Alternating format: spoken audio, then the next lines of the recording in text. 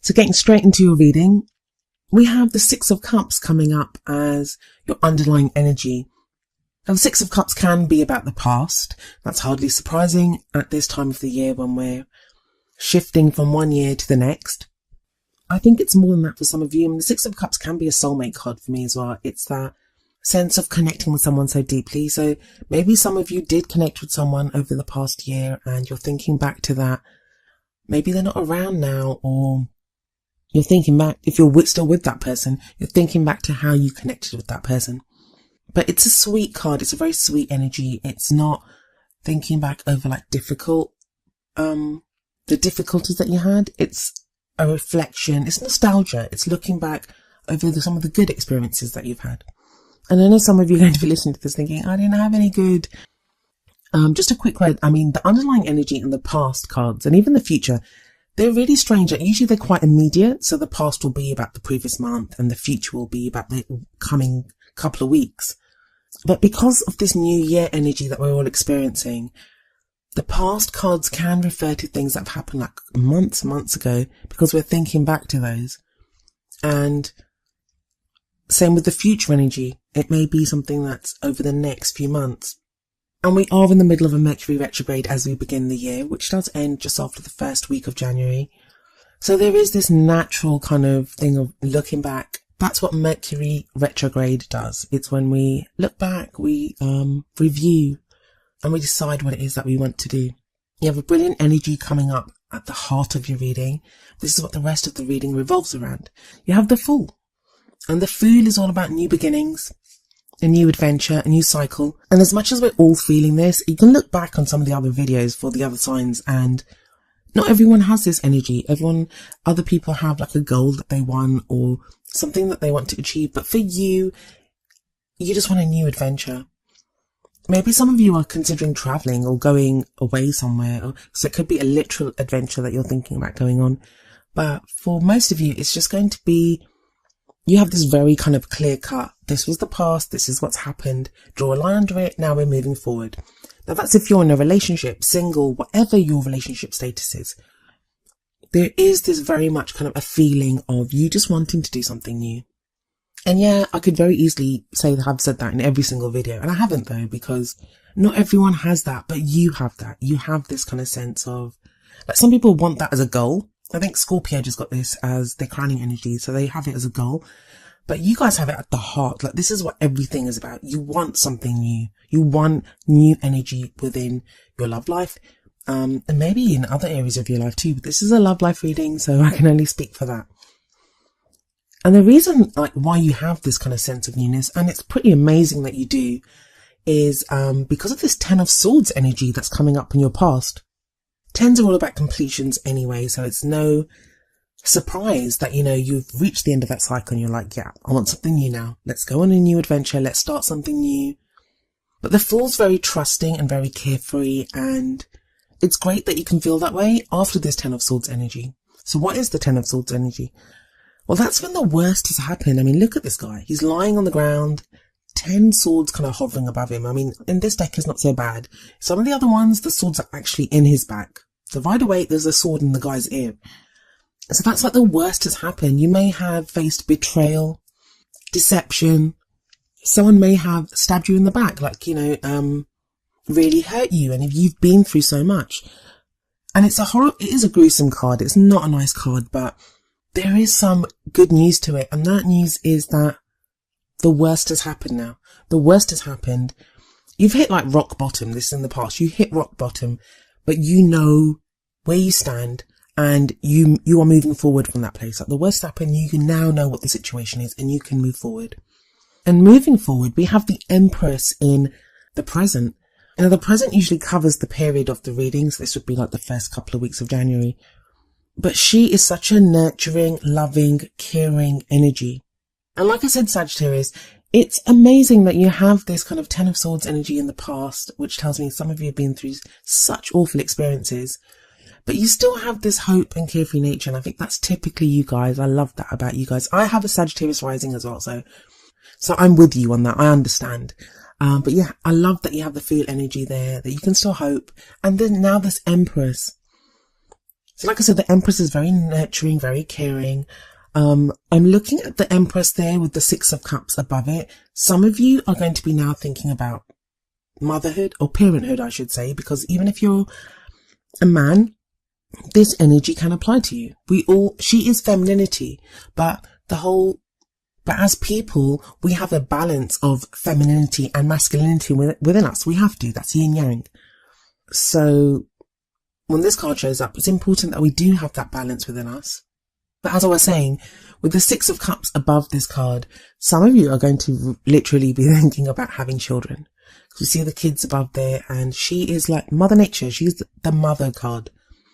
But obviously that's not going to apply to all of you.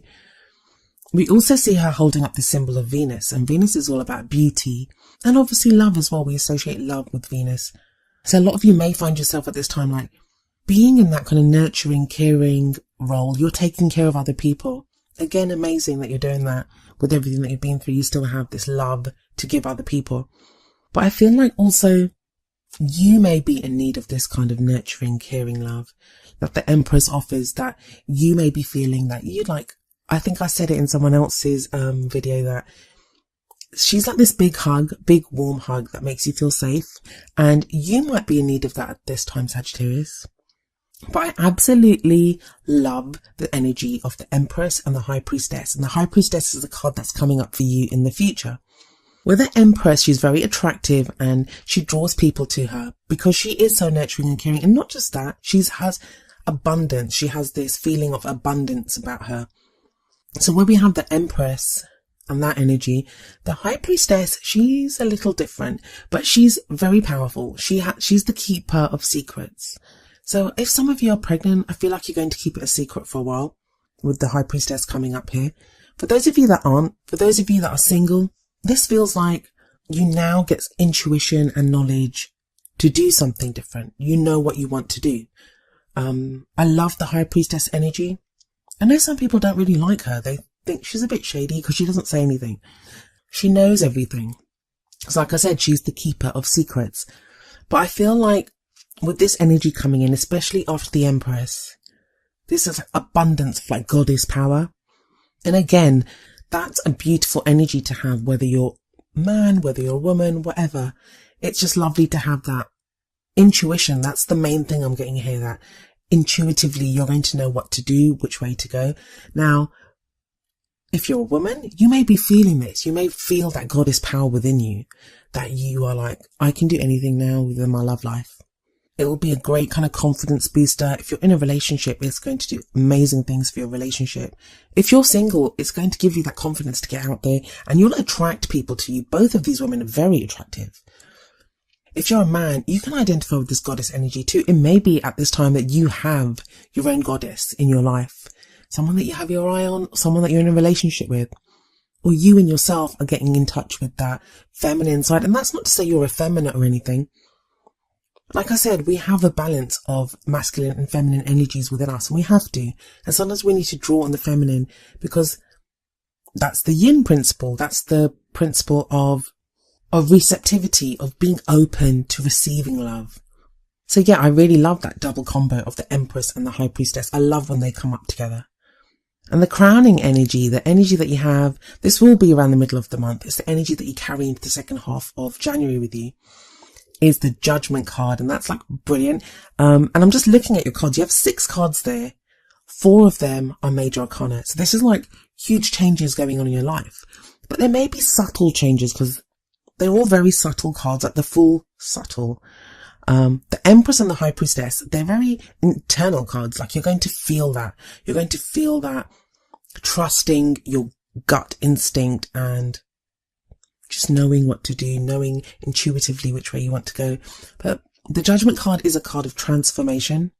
The depiction in most of the tarot decks of the Judgment card is people rising up from their graves, which might seem quite gruesome, but it's like this angel is always there. And it's the depiction of Judgment Day. And it's like whatever's happened, it doesn't matter, it's done now. There's nothing you can do about it. You can't change the past. So this is very much the card of like the phoenix rising up from the ashes. Whatever you've gone through it. I always see forgiveness in this card. It's about forgiving whoever needs to be forgiven from your past, forgiving yourself even. I mean, I keep saying this every time the card comes up, but sometimes the hardest person to forgive is ourselves. We can hold things against ourselves, and this is like, let it go. Draw a line under it, take whatever experiences that you need or whatever lessons that need to be learned and move forward. Face the future without fear. So that's an amazing transformation that you've gone through, Sagittarius. And the Judgment card can sometimes show someone coming back from the past as well. But for those of you that are reconnecting with someone from the past, also Mercury retrograde can bring people back from the past. But if you are be different, it's transformed, it's not the same. So it'll be like starting afresh. But what's the extra advice or wisdom that we have for you from the Oracle cards? Well, the first card is from the Romance Angels deck, and it's love yourself first. The card says your self-respect makes you more romantically attractive. And I do feel that. I do feel this whole sense of self-respect coming in, especially with the Empress and the High Priestess, that kind of whole goddess energy. It's amazingly empowering and something that you should really kind of try to get in touch with. If you can't, I mean, if you're haven't been feeling, I don't want to use, if you haven't been respecting yourself, that sounds horrible, but just, if you've just been feeling unsure, and that can happen. You've got the Ten of Swords energy coming up as a past energy, so that's not a nice thing to have gone through. And it can leave you shaken, but this card tells you that love yourself first. That is what's going to make you more attractive. I think you need to practice some self-care, Sagittarius, especially, I mean, as much as I love the Empress and the High Priestess energy, it may be that you've been taking care of other people. That's what your Oracle cards seem to be suggesting, that you need to practice some self-care. You need to take care of yourself. I mean, the next card that comes up is from the Wisdom of the Oracle deck, and it's number 27, exchanging gifts. I'll read you the essential meanings and the relationship message from the book and then tie it in with the rest of your reading. Essential meanings: the law of giving and receiving, currency, trade-offs, weighing costs and determining value. Relationship message: love is an exchange of life force energy between two beings. It grows exponentially when it's reciprocated. You must give and receive in order for love to flourish and abundance to flow between you. Spirit wants you to start accepting all the blessings waiting for you, as well as offer the same gift in return. Open your heart and allow it to be filled. Let love in and let it flow out of you too.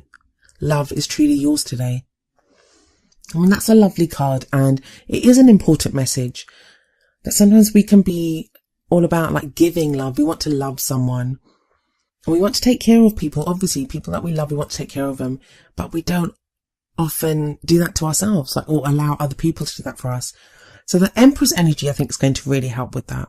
That is a lovely, caring, nurturing energy. So allow yourself to be taken care of as well.